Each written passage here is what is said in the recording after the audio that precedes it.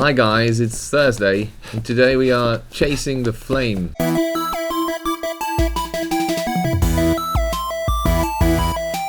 So I'm Dazen.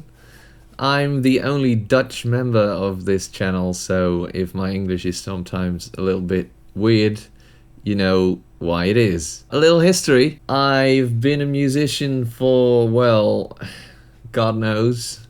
I started when I was 11, started by playing the guitar, and as soon as I played it, I started writing songs, and I knew I was gonna be a rock star. You know, one can always dream. So when I started writing my first songs, I also wanted to record them, so I started on such a little thing. It's a tape recorder with a little microphone in here, and it sounds really crappy. The power begins to flow away again.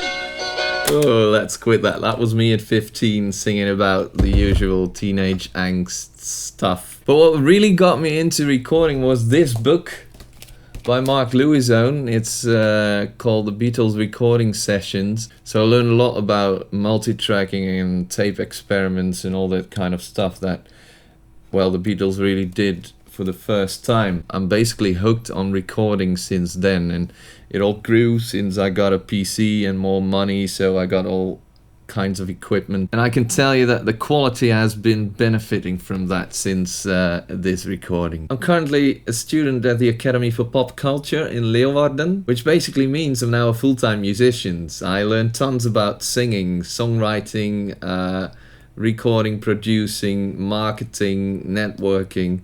So I think I can be of help on this channel and give a little tip here or there. I've also got a band called the Postponers, and that's my main thing at the moment. I can put all my energy in that, and I love performing and I love singing and playing. So we're discussing microphones this week. Loads of people have trouble finding the right spot to put the mic in front of the guitar amp.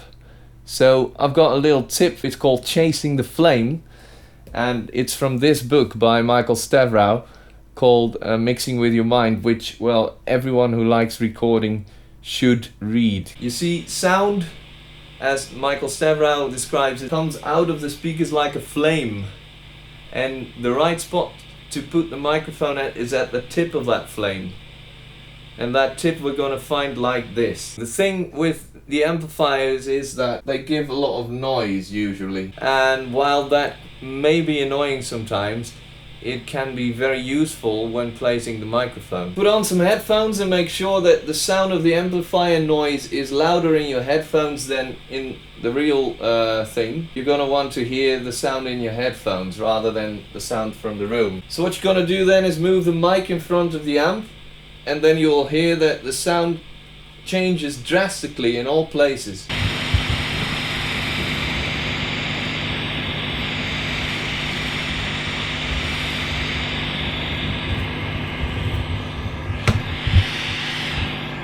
Then what you need to do is find the spot where you think the sound is right. It can change from person to person, but I like a sound that's full and rich.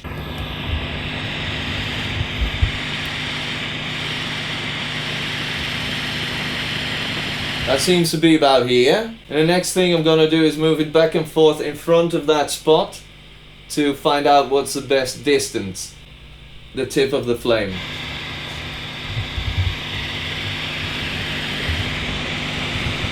To me, I think this is a spot.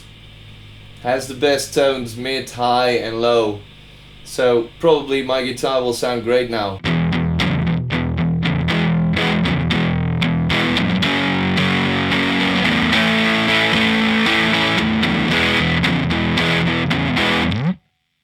Of course, there's more to this than this brief explanation, so if you want to know more, go read this book, because it's the best thing that's out there on this subject.